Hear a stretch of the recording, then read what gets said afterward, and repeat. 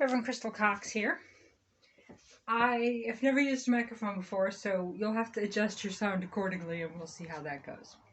All right, I'm going to answer a question because it's a question that I've had myself, and this is a question on one of my spiritual sites today. I'm only going to answer part of it, and I'll do some more videos in answering more part of it. I recommend that you check out Bentino, B-E-N-T-I-N-H-O, Bashar, Elan, E-L-A-N, which was Bashar before Daryl Inc. Okay, Abraham Hicks, Cryon, all of Pleiadians like Barbara Han Clow, Barbara Marciniak. All of this information you listen to and you discern what is of the highest and best for you personally, what feels right to you. If you're just new to awakening, I mean, I've been awake my whole life in the way that I've talked to spirit, I've known things, but so what? It doesn't matter if you're just awakening or you've been awake your whole life. We still have these questions. We still have these, well, what now? Well, how do I do that? And for me, a lot of that came to a screeching halt when I heard about what people were calling the Mandela effect. When I realized that I had shifted realities, I was like, oh, so that's what all the esoteric, all the channeling, even the Bible, all the religious studies, and I've studied every, well, not every, but as much as I could get my hands on over 40 years. Let's say I started reading when I was 7. I'm 50. So spiritual information, as much as I could. I've lost the plot. Okay, so they want some guidance. For some time now, I've been feeling on a journey of awakening. I know what I need to do. I know what I'm aiming for. There are quotes and teachings and lectures from Zen masters and philosophers and awakened beings that teach you the way. They tell you the truth, right? And remember, there is no truth. There's your truth. There's your preference. We all create our individual reality. Okay, so they tell you the truth. They educate you on what is reality and how to perceive the world. They can only give you suggestions. You create your reality. The problem here is no one has ever been able to tell me how. I feel as though I'm stuck. How do I get to a place where I separate myself from the voice inside my head? Okay, so these are different topics. The voice in the head, you just say, not my circus, not my monkeys. Because the voice in the head is billions of cells in your body that have their own personality, their own voice. Okay, we've got these from our DNA. We've got these from our childhood. We've got these from every lover we've ever had, exchanging bodily fluids, exchanging energy. We get them from strangers. We've got different electromagnetic energies from a lot of different sources. And each one of those has a voice. And they try to pop up and go, hey, you shouldn't do that. You're too dumb to do that. You can't do that. Oh, it can't be like that. So if something doesn't feel good to you, it's not your authentic self. It's not your true self. So when you're talking about the voices in your head and which ones to listen to or what, just think of being in a crowded room. I mean, does it feel good? Does it feel nice? Does it feel loving? I mean, if the voice in your head's like lecturing you, you need to do this, or you got to eat that, or you got to do this, or you got to say this, then it's really not your friend, right? If it doesn't feel good, it's some sort of abuser in your mind. So just ignore them. Not my circus, not my monkeys. Okay. But as far as how to do it, right? So how do we do it? How do we awaken? How do we create reality? And I've been studying this stuff my whole life, and I've been in contact with spirit my whole life. And now still working on, okay, well, how do I create the physical reality that I want? I'm awake. BFG, right? Who cares? It doesn't change my reality. Well, when I learned about the Mandela effect, I stopped everything. I stopped exposing corruption because I realized I was then part of creating it. Okay, we shifted in 2012. We are in New Earth energy now. We're not going to wake anybody up. So it's not like shouting from the rooftops, like, wake up, everybody wake up. It's folks like this gal here who are awake and want to know, well, I'm awake, but what? What do I do now? Listening to the Zen masters, listening to all of these gurus and gods and past information and channeled, and everybody's got something to say, all this positive affirmation. It doesn't matter. Okay, that stuff there's no specific truth. There's your truth. You are quantum. You represent the living God. You create your reality based on your thoughts and your beliefs. but you have a ceiling. You can't go past because of the collective. Or so we were taught that before 2012. Now we can go further, but we're a little gun shy, as they say, right? We're like, well, I don't know. This didn't work in the past, so maybe it's not going to work now. So what does awake even look like, right? And Spirit's been working with me on what is awake. Awakening, creating my next step. First, I have to be in this step, right? So I can't like get to step 4 if I haven't stepped on step 3. I mean, I could jump it, but right, let's say it's a big one, like from 1 to 5 or whatever.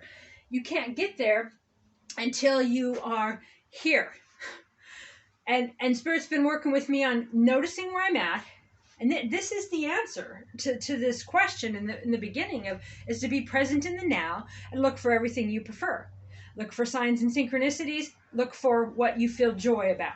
Don't look for what this person might think. What does mommy think? What does daddy think? What do the voices in your head think? What do the Zen masters think? What is the truth? Right now, just what do you want? If some Zen master says, well, because right now all that's neutralized. All these people that are in the know and in the truth and know, these gurus, they're not, okay? You're a channel. You can channel the divine. You can talk right to the living God. You create your own reality right now. But first, you have to be present, and you have to not give your power over to all these Zen masters and gurus, okay?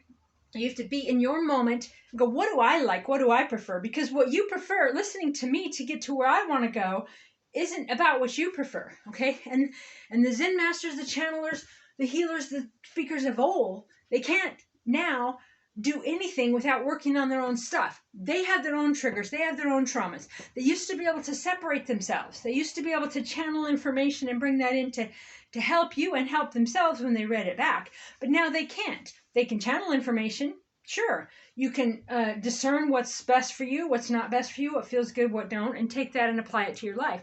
But they're not right and you're wrong. Okay? They have their own programs, their own DNA, their own every lover they've ever had, every lifetime they've ever had, every realm they've ever lived in. They have all that, all those busybodies in their body giving them some sort of opinion on what they should be doing, or what they should be eating, or what they should be saying, okay? But you're the commander of all these voices. So you say, no, not my circus, not my monkeys. If it doesn't feel good, it's not joyful, don't do it. So in asking, what do I do now, right? I'm listening to all these truth sayers. Well, there is no truth. And if you've experienced what they call the Mandela effect, which is a shift in reality, there's no truth. There's only perspective, subjective perspective. So the lens that you see everything through is your own perspective, your own focus. You know that theory that this house, the trees, nothing exists until you walk in and make them exist. Okay?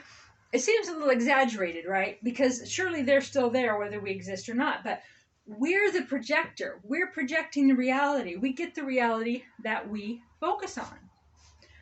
Okay, so let's take a little bit more of a look at this. So for some time now, I feel I've been on a journey of awakening. I know what I need to do. I know what I'm aiming for. There are quotes and teachings and lectures from Zen masters and philosophers and awakened beings. Okay, you're an awakened being. Okay, now that you're waking up, there's billions of options and possibilities. So any particular Zen master, as you call it, they might have their own idea of what's exciting and fun and what they want to create in New Earth. Now is the time to create new of what you want. But if you're anything like me, it's like, well, I don't know what my parameters are. I don't know, what can I create? I mean, where's my house on the beach? Where's my, how do I create all these things I think I want? What do I really want? Contentment, peace of mind? I mean, well, let me check with the Zen master. Okay, well, they might give you tools, much like someone can teach you how to drive a car, but they can't give you every destination you'll ever go. Okay, every store you'll go to, everything that you'll buy, every adventure that you'll have, everything that you will do in that vehicle is yours. This human vehicle's the same. Okay, the person who sells you the car doesn't tell you where to go, how to go, or monitor it all, in theory. So, these gurus, these books, this channeled information, and there's tons of it, and it's wonderful, and I read it every day, and I love it, and I've loved it my whole life. It's me. I'm the Hierophant, the Tarot deck. It's my thing. The living library, the magic library. Love all that. But there's so much infinite amount of information on any given subject. for on and on and zillions into infinity, because there's this forever now and it goes on and on and on. So you have to pick what you're interested in. What are you curious about? What are you excited about? Okay? And that's how you create the reality that you want. Because really, you can create infinite amounts of reality.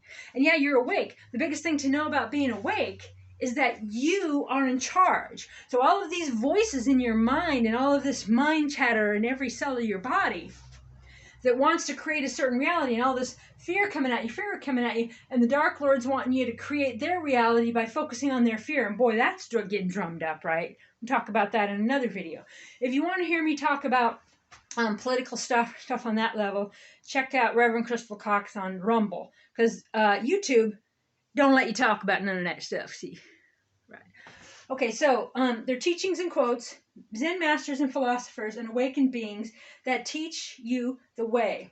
There is no way. They teach you their way. Right now, they teach you their way. If you're looking at old information, they're teaching you a way. They're teaching you the tools. They're teaching you how to drive, okay? Then you buy a car, okay? So you got the mechanics of how to drive. You got the mechanics of how to be awake. But teaching you the way to be awake is up to you, because there's no really teaching that, because they might consider themselves awake, but that just means they're going to go do what they want. And so what they like to eat, what they like to do, who they like to love, what represents life to them, they're going to do. And they might teach that way, okay? But that doesn't mean that that's about being awake or the way of the awakened. The way of the awakened is the now. Right here, right now, what you prefer. You create your reality by every thought you have right now. Now, there can be 1,000 thoughts, every little cell in your body going, do this, do this, do this, do this. Okay, and you might be going, oh, and you might even be stressed out. But what action you take, that's the commander saying, all right, I've heard all your voices, and this is what I've decided. And that's what sets you in the direction. So the predominant thought that you choose, the action you choose, that's what creates your awakened reality. So you be here now.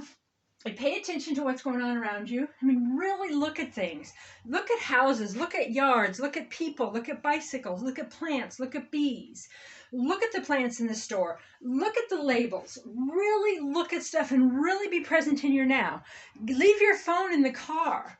Don't sleep with your phone. Put your phone on the kitchen table at night, okay? The constant input of the world is what makes you think that other people need to have input on your awakening. But your awakening is about you being awake and going, yeah, I get to live the life I want. Not necessarily a certain specific awakened way. Okay, so the problem here is no one has ever been able to tell me how. Okay, so to perceive the world, okay, they educate you on what is, to tell you the truth, they educate you on what is reality and how to perceive the world. Okay, right. And there's 1,000 books, I could probably name 100 off my head, of really cool spiritual information that might tell you the way, what reality is, and how to perceive the world. But they're not you. I'm not you. Nobody's you. How you perceive the world as an awakened one is by being true to yourself. You don't necessarily like or enjoy what the other people enjoy. Our excitement is our spirit guide showing us what's the next step. But a lot of the Christian teachings, and believe me, when I talk about Christian stuff, I don't mean nothing to do with Jesus Christ. Jesus Christ was not a Christian. Okay, to be Christ-like is not what I'm talking about. That stuff's awesome. We'll talk a lot more about that. But it's about the Christian teachings of telling you how to perceive the world, of telling you follow the path with the most resistance, okay? If something's exciting, it's sinful, and you have got to turn away and turn to God, right? Well, that's not the God within. That you are part of the living God. You are part of the whole, okay? You don't have to wait to be judged by some God on the other side, okay? You stand in judgment of yourself right now. You allow yourself to do or not to do. Your guides speak to you through your highest excitement. Oh, but what if I want to eat 10 pounds of cake? Okay, well then eat 10 pounds of cake. Odds are you're only going to get a couple pounds in. I don't know. But the point is that if you want to do something and you don't, because you think, Well, it's for my own best good. For what? Oh, I'm going to be healthy. I'm going to have a healthy heart. I'm going to eat so good and have a healthy heart. Well, who gives a flimmin' flying flu, right? Because I believe, because I know for sure, and what people call the Mandela effect, I shifted from a reality where the frickin' sun was yellow and now it's white. I shifted from a reality that was on the Sagittarius arm, thousands of miles now I'm on the Orion arm. My heart was over here, right? We won't get into all of this stuff, but my heart moved, my kidneys moved. Okay, I'm in a reality where so much has changed. So I'm not going to beat myself up about, oh, well, that's not going to be good for my heart. What? Obviously, I'm some sort of a hologram that moved into another reality. I got a different heart. I got a different sun, but I have the same consciousness, or part of, added to as the timelines collapsed. Talked about the Mandela effect, quantum shifts, and other videos. If you want to donate to our church, bbgoddesschurch@gmail.com. If you have questions or want to work with me, Reverend Crystal Cox @gmail.com. There's a lot of different topics in a lot of different directions. The only thing to know about you being awake and what now, get to know yourself. Who were you as a child?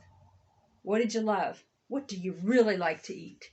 Not what your mama or your daddy or your cousins or your neighbor or the electric company, or the store, the shopkeep, or the health board, or all of these gibbering, jabbering goo want to say to you about who you are. The first thing to know about awakening is, who are you? You can listen to every guru in the world. Great, I love it. I love reading that stuff. But I do what feels right to me, okay? Now, I get it. You have to have a dark night of the soul, because it's like, I spent years just huddled up and just crying, just waiting for things to change and not able to change my mind, not able to change my frequency. And that was me getting rid of all the other programming of what everyone else thought I should be. Okay, I'm like, no, I will be who I will be. So no one can tell you how to perceive the world. And no one can tell you what reality is. There's no such thing, okay? There is no world unless you believe there's a world. You sit in your house and you never travel, you never watch a show. How do you know there's a world? And what is the world? And what does the world mean? And you don't need to listen to gurus to see how to perceive the world. What you do is get to know yourself. Every second of every day. Every thought. Whether it's what kind of potato chip. Whether you're going to walk or stay home. Or, I don't really feel like going out walking, but I know it's good for me. I'm going to go for a walk. You know, maybe if you did what you felt excited about and just sat down and ate some Oreos and watched Netflix, something amazing will come to you, right? You don't have to force yourself to, there's no authority figure in the room right now, but I'll put them in my head. You put in the preacher, you put in the nun, you put in the school marm, you put in the librarian, you put in the popo, you put in the judges, okay? Every board and everybody that thinks they have all these rights over you, which there never needs to be any, because government is bullshit and there's no such thing. How far away from God can you get? You love it and listen to the fuck, I don't know, some of my cuss, some of my don't. If you're listening to the government, okay? So whether it's the government or the guru, they're not you. Let me say that again. The government or the guru's not you. So every sort of authority system out there that you might be listening to, that's not for you. You might go, oh, that's interesting. Much like you might look at a recipe and go, oh, right? So how do you make biscuits? What is it? Like baking powder and flour, and there's like 4 ingredients or something, right? But you can add raisins, and you can add dates, and you can add raspberries, and you can add anything you want to it. You just have the base, okay? So they might give you a baseline or a how-to. This is how you walk. This is how you drive a car, right? Okay, but what you do with it is yours based on what you love, okay? You were taught that what you love is out the window, and you got to listen to the authority. We're not in those days anymore. There is no authority. There is no one to tell you what reality is. We're all out here on some sort of a, well, I just pictured the Titanic movie, right? We're on a door floating out there in the middle of the ocean, okay? Especially those of us who've seen a reality shift that we call the Mandela effect. And many call that. I call it a quantum shift, right? What? Oh, yeah? You're going to tell me this, and you're going to tell me that, oh, how to awaken, I'm going to listen to this guru, and I'm going to listen to this worldly authority. What? I moved realities. I woke up a foreigner in the same land. I woke up completely lost in a new territory. Didn't even know I was lost. Didn't even notice that exact moment when the sun turned white. I, who love nature and love the sun, did not wake up one day and go, oh, the sun is white. Whoa, trippy cool, man. It was a different color yesterday. No, who knows how long the sun had changed. So once you know that you shift realities all the time and you can shift, then you want to learn how you did it and you want to do it deliberately. But you don't want to shift to the reality of the guru. You don't want to shift to the reality of the Zen masters. You want to shift to your reality. You can't shift to your reality until you get to know who you are. It's the time to get to know yourself. Okay, so no one can tell you what the world is. No one can tell you what world that, the way to perceive the world. No one can tell you that because you are the world. You project the world. So if you happen to pick up this particular Zen Master book this day and they show you this, then you might perceive the world their way that day. But it's important as you're studying all your spiritual stuff, and there's tons of amazing videos, right? I've been really into Brian Scott because he does what I do. He does it a lot more in depth, but getting some of the different spiritual books and sharing it with you, and you can go and study it. But he's reading the books and studying the books, okay, and sharing with you. I mean, there's Jane Roberts reading the Seth materials. There's also that. There's so much study material out there. You really have to discern. But first, you have to know what you want, and you don't know what you want until you get to know yourself. Okay, without the influence of a partner constantly, I'm going to filter my life through what my partner needs me to be, or what my mama said I should do, or what my daddy thinks, okay, or what my job thinks, or what any authority thinks. If you try to follow them, that's not creating your life. That's creating the reality that they want to exist. Okay, so I just want to hammer that one home again, that no one can tell you what reality is, and no one can tell you how to perceive the world. The world does not exist, okay? I am a projector in a blank room. Thoughts come to me. Oh yeah, I believe that. I start to project a reality. It's a hologram. I interact with that reality. It doesn't exist without my permission. I get my permission by my belief. Okay?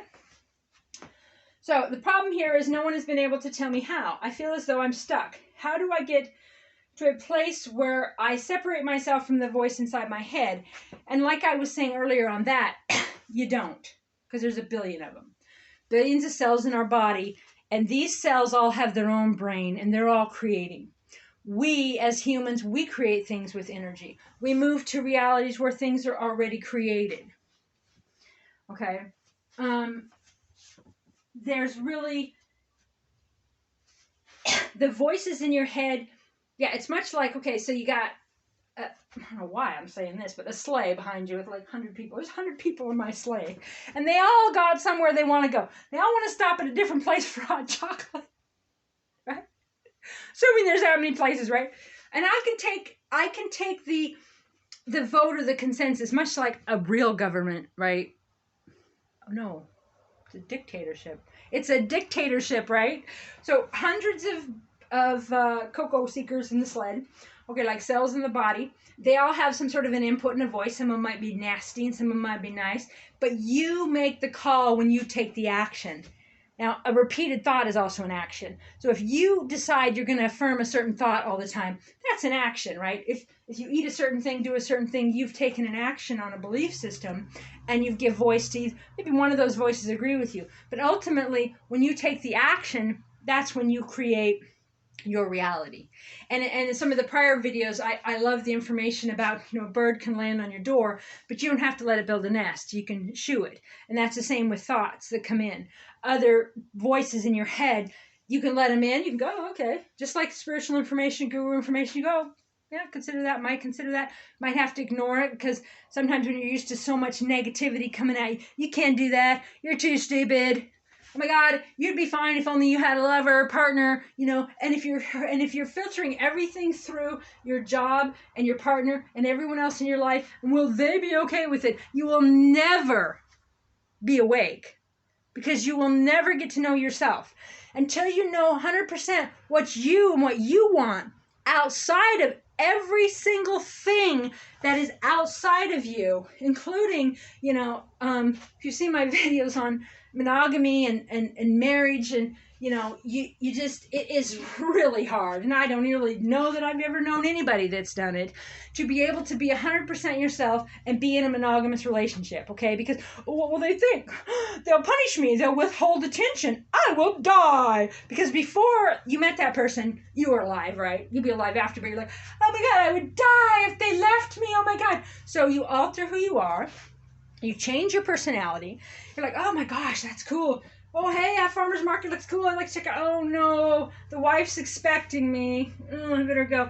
Oh, that guy looks cool. Oh, hey, hi. Oh, yeah, I'd like to just, stop. Oh, no, got to get home. The wife's expecting, You're not able to be your natural creative self in a monogamous relationship. There are some, and I'm sure people will let me know. Oh, well, we do that, because people like to do that to me. Oh, I'm 100% myself with my partner. Oh, can't do that.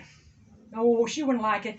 Can't do that. So if you authentically want to do anything, and I don't care what it is, I don't care if it's a meal, a movie, a lover, a study, a course, a swim, a drive, if you're not doing something you want to do because of what your lover thinks of it, you're not awake, okay? Because that is how you deal with the voices in your head. First of all, you deal with it in the outside. You have to be in your physical reality. If someone's at you to stop doing what it is that you love, and you stop, you still love it, but you're suppressing it. You're not awake. You're just laying there dead, creating the reality that they want, much like the Dark Lords do when they promote fear, fear, fear, right? Take our medicine, listen to our ways. We know better than God. We know better than Mother Earth. We know better. We've made up all these things, and you should take them, right? Okay? So you're listening to all of that input, and your partners and your extended family and your adult children, you have no idea who you are, okay? So until you've spent massive amounts of time alone, preferably in the dark in a car, or, homeless really does it, but not at a shelter, because that's freaking crazy making. It's a whole other level. But, in tents and cars, being on a mountain, living alone for long periods of time and getting to know what it is that you prefer. You don't actually know the difference between yourself and your overlords, which is the medical system, the police system, the authority system, the licensing system, and, as I just said, your partners, your adult children, your extended family, that you let have an input and that you alter your truth for them. Okay. How do I sit with emotion without reacting? Okay, so these are a lot of different topics that the person's asking at once here, but how do I sit with emotion without reacting? So you're triggered, right? And you're in a situation. That's what I'm going to go with the emotion thing. You just excuse yourself. Okay? You don't have to justify. If all of a sudden that person said something that triggered you, I don't believe in getting offended. That's just a trigger. But really what it's showing you, it hurts. It hurts you emotionally. It hurts you physically. You don't like being there. You don't want to be around that person. So frickin' leave. Oh, it's not socially, we got to stay, we got to, I can't react to the emotion. No, but your emotion, okay, so how we create reality, the emotion is the gas. Okay? So we might think something, we believe something, but a strong emotion to something creates reality. So if someone's saying something, something's happening, you have a strong emotion to that, you have to find a way away from that person, away from that situation, away from that topic. You have to admit to yourself, I don't believe that, I don't prefer that, and I don't want to be around others who do. Oh, but we should tolerate everybody. We should believe the same as they do, and I should still love them even if they believe this. Well, heck yeah, sure, if you want to. But what we are is reality-creating machines. So every time we let ourselves sit in something emotionally yuck that we don't like, we create more of that and more of that till we're barely breathing out of it. So the first step to not reacting emotionally is to react emotionally, right? So, but to respect yourself, to love yourself enough to say no, okay? So first of all, what I tell people in my teachings about emotions is, whatever emotion it is, whatever emotion come up, say, what must I believe to be having this emotion? So if I'm sad because of money, I don't have no money or whatever, I must believe I'll never have any money. I must believe I'm a loser. I must believe that you gotta work hard to get money, which is bullshit, right? Because every sneeze that they do on Wall Street, somebody makes billions, millions, right? Thousands. But you gotta work hard. You know, it's about what I believe, okay? What I believe. So in order to have a certain emotion, first you've had a thought, okay? And what, so I don't know exactly. So there's two different ways here. There's a trigger, and that's an emotion. But there's also just when emotions come up about something, the best way for me to teach you is to say, first of all, ask myself, what must I believe to be feeling that emotion, okay? And then to get to the root, so we get to our belief system. Once you identify the belief system, it evaporates. You don't have to do anything else, okay? The other thing that works is logic. You go, okay, I'm really upset about, why am I upset? You know, maybe the emotion someone canceled on an event, okay, with you. Why am I upset? Because I really wanted to go to that event. Well, you can still go to that event.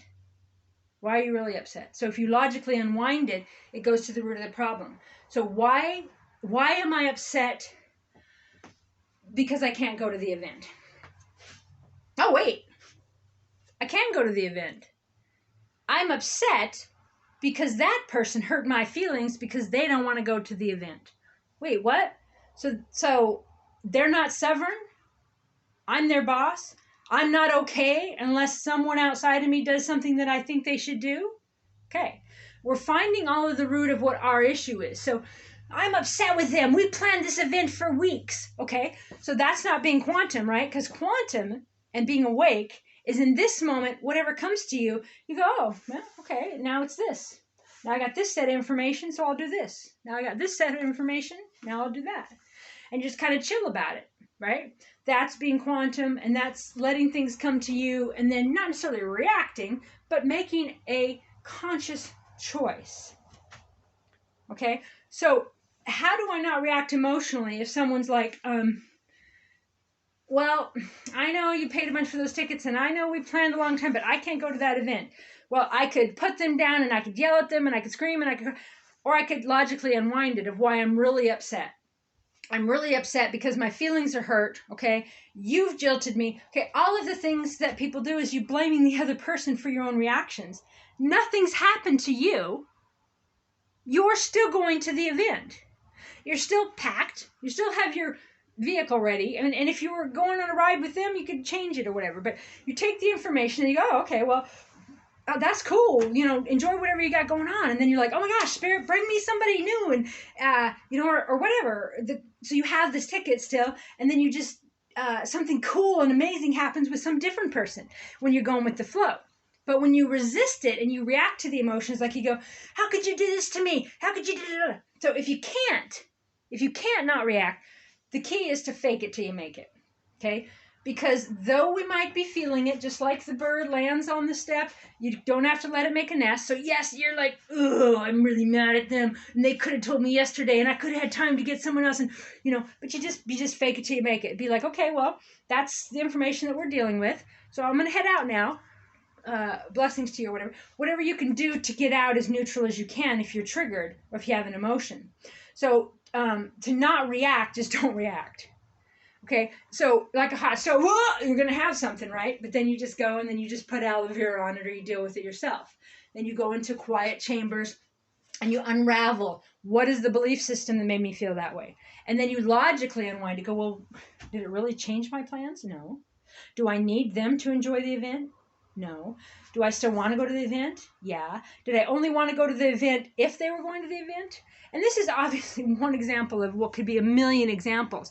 But logic really helps you to emotionally heal because it helps you to unwind your belief system and help unwind the root of things. And again, there's tons and tons of examples on this. Right, how do I sit with emotion without reacting? Okay, so then also there's the David Hawkins, a book about letting go. And so you just find the emotion, you really got your feelings hurt, you got to feel it. Where is it in my body? So say you feel it here. Just look at it.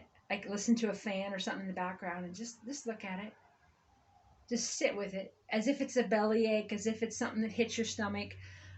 Just wherever you feel that pain, it could be your arm, anywhere, just let it be. Just sit in it and just focus on it. No word, no stories, no poor me, no pity party, no running over certain things that were said. And don't even necessarily identify the emotion in this. Just sit with it and let it dissolve for as long as it takes. If you still feel it there, just sit in it, go about your day, go about whatever. And it will feel much like, say, you were punched in that area, and then then it just kind of heals over time. You don't need to put a story to it or a bunch of more energy, and you don't need to react. So how to sit with your emotion is just look at it, find where it's at in your body, just be with it. And sometimes what I do is I just, I just lay down and love myself. Like, I love you. I love you. And sometimes when the thoughts won't stop, I just go, I love you, Crystal. I love you, Crystal. I love you, Crystal. Obviously my name being Crystal. You obviously use your name. And loving yourself and knowing yourself and saying, you know what, body, you might, sometimes I apologize to body. I'm sorry I got so upset about that and didn't trust you. Because when your thoughts contribute to the living God. Your thoughts contribute to creating your reality every single day. And so that you trust yourself. And when that person cancels, whoop-dee ding dong, right? There's something cool coming. All right, something new, something different. So you can be excited about going to the event with the person, but you can also be excited that, oh my gosh, there's something new. I don't know what it is yet. I'm scared. I'm scared because I don't have a plan and I don't know what's new and I don't know. Okay, but you stay open, and then a different friend comes in, or someone that wants to buy the ticket, or you give both tickets away to some couple that it's their last night together forever, right? I mean, something cool will happen, okay? But you have to just sit with the emotion and don't put a story to it, okay? And then she asks, how do I act out of love, okay? So how you act out of love. I'm going to assume this question is external. How do I be loving to you, right? But I'm not going to take it as that because I don't believe in that. You cannot be loving to anybody until you're loving to yourself. It's not loving to go, oh, well, I'm going to go to that event with you, even though I have this thing I need to do or I want to do. I prefer to do something else in my life, no matter what it is. But I've identified that it would be more loving to do what you want me to do so you feel loved and you feel okay. So that's kind of the energy that's coming with this. You don't need to make anyone else okay. Okay? You don't need to. Love is not letting other people have their version of you all the time, okay? To sit with love, to act with love, is just like the whole topic of this whole video.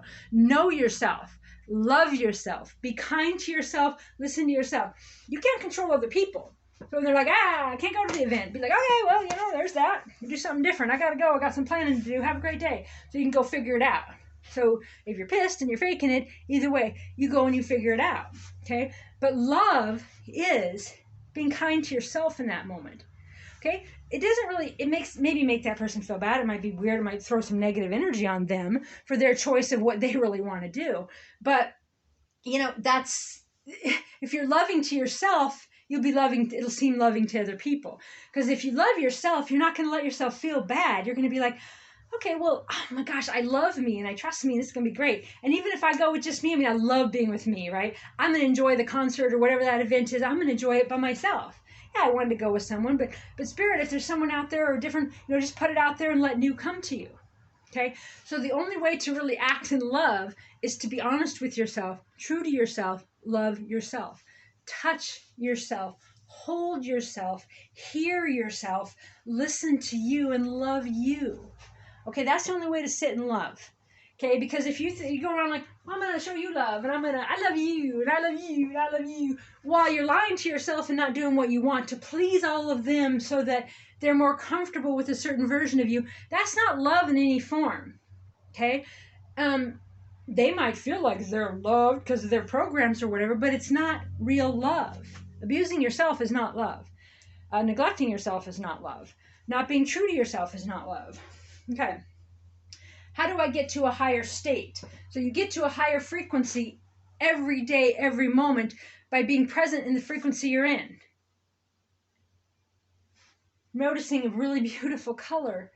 or something neat. Or when, in the event example, when someone changes that, you get to a higher frequency by going, that's cool, something else will happen. Yeah, I'm gonna go figure this out. Or if they paid for the ticket, you can be like, oh, well, like, what do you want to do? You know, with the, like, being present. So you get to a higher state and a higher frequency by loving yourself, by being present with yourself, and by being awake in every moment. So you're seeing signs and synchronicities. You're seeing every plant and every tree, and you're really in your environment. You're really in your body. Okay, that's how you get to a higher state, by first being in the state you're at. Okay, that's all Spirit showed me on that one for now. How do I ascend? Okay, so we're all ascending. Okay, so she wants to know what actions to take to ascend. Okay, so we'll talk a lot more about that, but the only action right now to take to ascension is to be here now. Okay, you can't, like, if you're just running and you're just jumping up like to a 50-story building or whatever, you have to go in the layers that you can reach from where you're at. Okay, so you're going to ascend by, first of all, what does it mean to you to ascend? Okay, what is your belief about ascension? You could probably bring up 100 different Zen masters or gurus right now, all the different definition of ascension. What is ascension? Okay, but what is it to you? And maybe that's not the best word for you. Okay, so if you're frustrated and you don't know what actions to take to ascend, then just put that word on the shelf for now. Okay, your goal is to be content. Your goal is to be at peace. Your goal is to be present in the moment, for yourself, with yourself. Okay? You can't ascend to the higher levels of, like the example of the building, unless you're at a level that's within reach, that you can jump.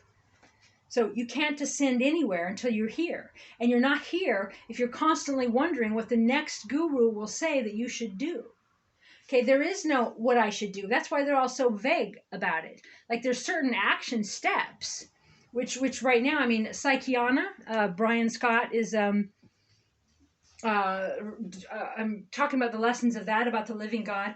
They're kind of going in a weekly or a 2-weekly thing of some steps of, but basically the steps are, first you believe. So what is your beliefs? If you believe something, believe something, then, and it's a belief, then you can move from there into the next steps of what will be your personal ascension.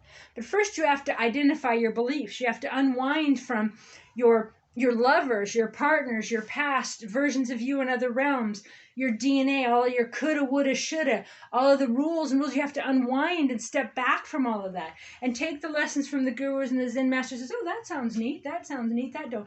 But there is no specific how-to that they can tell you, because it's about your personal preferences, your living God within and without. It's about what you prefer and what you want to create. Okay, they can tell you based on what they want to create. Okay, but the basics of it is that every single thought you have creates reality. The basics to know is that it's a holographic universe and you're creating it and projecting it by your own beliefs. So no one can really tell you what specific actions to take.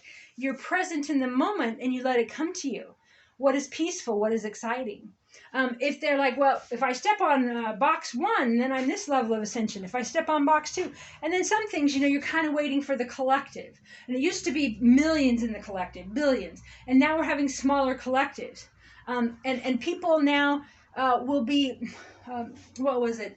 I think Simon and Bill Zora or whatever the other day talking about this separation of the egg and the white, right?